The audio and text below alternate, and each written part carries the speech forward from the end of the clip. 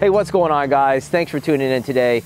We are doing something a little bit different, something that I don't really do, and that is review knives. But I could not pass up this opportunity to show you guys this blade. It's not even available for sale yet. It's going to be available via a Kickstarter campaign that is launching in the very near future. So hopefully by the time I put this video out, I'll have links to the Kickstarter and those will be posted in the description. But anyways, I'm just gonna show you guys this knife. It's really an awesome design. It's something I've never seen before. It can be used as a fighting blade, as just a regular everyday carry blade. It has multi-tool functionality. It has kind of like a reverse tanto design of the blade, which is pretty cool. It has the ability to spark a ferro rod, and yeah, just a lot of cool functionality. So basically what we're gonna do is I'm just gonna use the blade, right?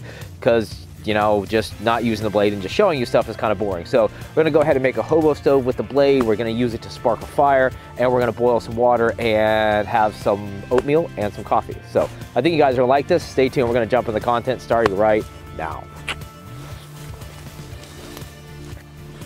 Say hello to the buzzard from Hydra Knives.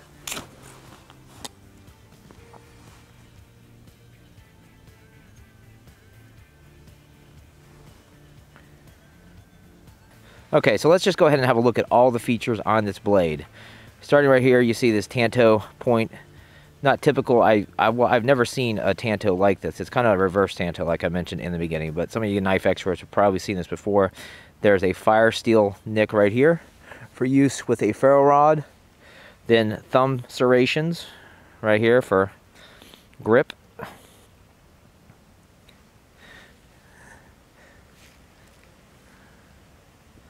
There is the hex key set that can be used alone, solo, or with this Phillips head that was included. Right here you see there's a multi-tool key.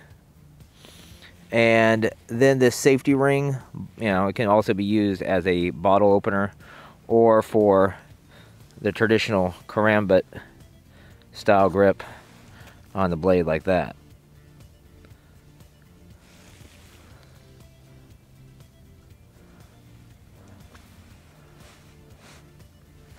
Now, if you choose not to use this as a karambit and you just want to keep this ring covered up, there's actually a like a hard plastic cover. I think it's made of Kydex that goes over this, so it's not exposed in this nature. But that's totally up to you, depending on how you want to use it. You put the cover on, take it off, whatever. It's all good. Since this blade is considered to be an EDC tool, they kind of wanted to use a type of steel that is, you know, easy for anybody to use. Any kind of user is perfect for beginner sharpeners, and that is the 420 MOV stainless steel. It's used by some of the top brands out there like Cold Steel and Swiss Army, and it's, you know, it's really tough, but it's flexible. It's exceptionally corrosion resistant, and, you know, let's say it just, you know, the edge is a little worn. It does not take any time at all to put a quick edge on this and be ready to go with a sharp blade. So that's one thing I like about this type of steel. I don't, you know, ever have to worry about any sort of rust issues or things like that. It just does what it does, and that's all I really want in an EDC blade, or, you know, a blade that I'm using out here in the wilderness. I don't want to have to spend a lot of time oiling and all that and taking extra equipment with me. If I can get a blade that's corrosion resistant, then that's my goal. So let's have a look at the sheath real quick, and then we'll move on and make that stove. And I'm kind of getting hungry anyways. Need some breakfast. But anyways, first thing, obviously, I've attached this myself because this knife works in conjunction with a ferro rod. I think it would be awesome in a future release of this knife if they change the Kydex design a little bit to accommodate slipping in a ferro rod. But, you know, hey, this works for now. That, you know, I just have this lashed on here. Nothing fancy. Then, of course, there's this bit of paracord down here. The bit key, you can flip this out for whatever you want. And one thing I wanted to show you guys is you don't actually have to take the knife out of the case in order to use your bit key. You can actually fit it right in there like that and immediately have use. So I thought that was a nice little touch. And then if we look at the attachment mechanism itself, it's much like the Tech Lock that you guys have seen, but just opens up like this. And what you can do, you obviously carry this on your belt, or you can take out these screws, and then you would end up carrying this as a neck knife. So it's really designed for use as a neck knife. I don't know, my personal preference, I don't like neck knives. There's something about it. If it's like hanging upside down and I don't pull it out the right way and I don't put it back in, I could stab myself in the neck. It's like a weird paranoia, so I just don't do it. So it just mounts on my belt, just like so, and locks into place. All right, so that's just kind of a quick overview of the blade. We talked about the steel, we talked about the features of the blade, we talked some about the sheath. So let's go ahead and get into actually making that hobo stove, because I'm definitely getting hungry. I actually haven't, have I ever made a hobo stove before? I don't know, but it doesn't look like rocket science. So let's go ahead and do that. I gotta get some water on to boil, and then I have, where is it?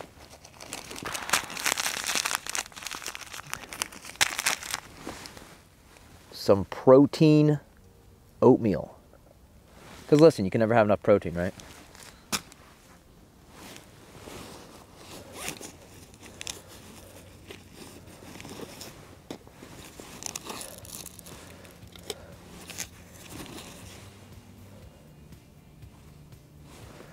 Step 2, let's go find some dry wood, which it's been raining for like the past couple days. Might take a minute to locate. So a few things I learned that I just want to share real quick is when you're in an area where it's wet and you're looking for dry wood, your best bet is to look up. And what I mean by that is like this right here. You see there's dead branches and such. As they fall out of the tree, they get caught in the lower canopies. And if you can get to it, that's where the dry wood's going to be, versus down here somewhere on the forest floor where it's going to be wet and it's just going to be nasty and probably rotted. So your best bet is to look up, and then of course always get more wood than what you think you need, because you'll probably end up using it all. So that being said, I found a fair amount of dry wood. I'm going to get this ready to go and start up the fire. Okay, so here's our can, and then just by sheer luck, it actually is a perfect fit on the stove. So I don't have to worry about building any screen through here to accommodate this, because obviously, boom, perfect fit. So that just worked out. I like it. So first thing we're going to do is go ahead and just poke a whole bunch of holes all through the can for ventilation, and then the second step is really just cutting out the spot down here in the bottom, this opening, and that's where all the sticks and twigs and leaves and all that kind of good stuff is going to go to stoke the fire.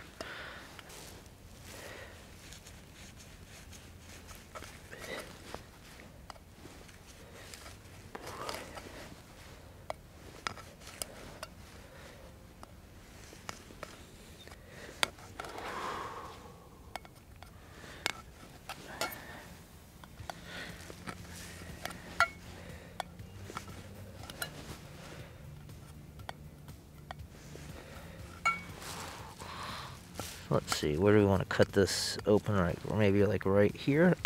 That looks like a good spot.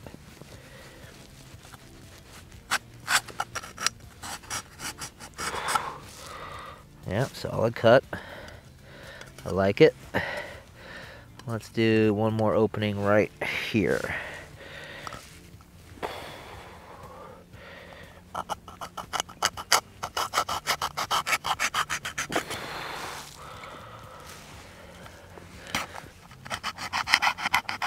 Now obviously guys, this metal is razor sharp, so you want to take extreme caution when peeling it off, or even just, getting near it, messing with it. You slice your finger up in a heartbeat. That's obviously why I have gloves on.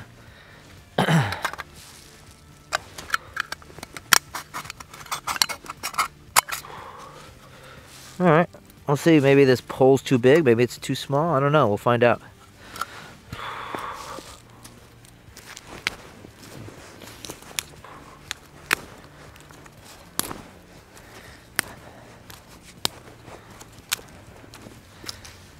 And of course, only you can prevent forest fires, so make sure that you're careful, you clear out a lot of space for your fire, and you don't have a bunch of dry crap laying all over the place. So just be safe with it, use common sense. Alright, well, I'm going to guess that is enough wood in there.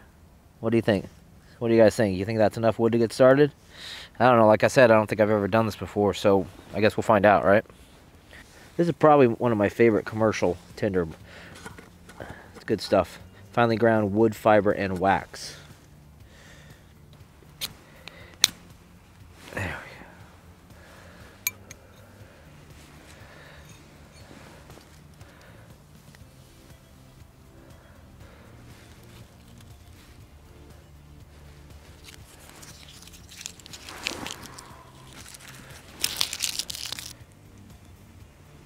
Yeah, so I had to tweak it a little bit, unload it some. Fire did not have enough air, but now we're looking good.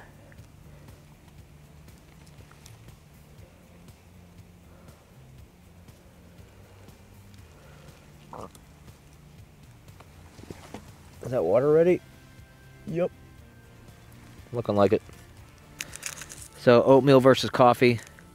Coffee won. Probably will win every single time.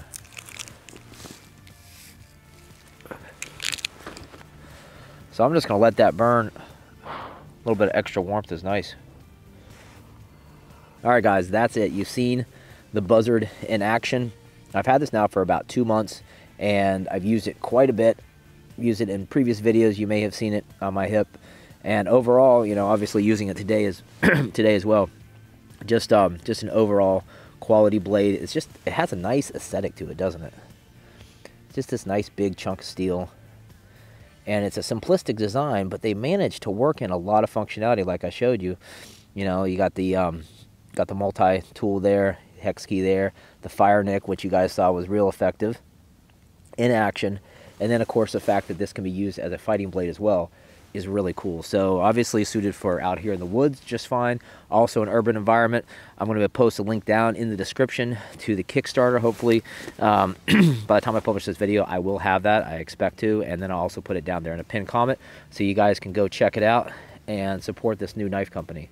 So all that being said, hit me up in those comments. Let me know what you think, and I'll talk to you guys later. Peace.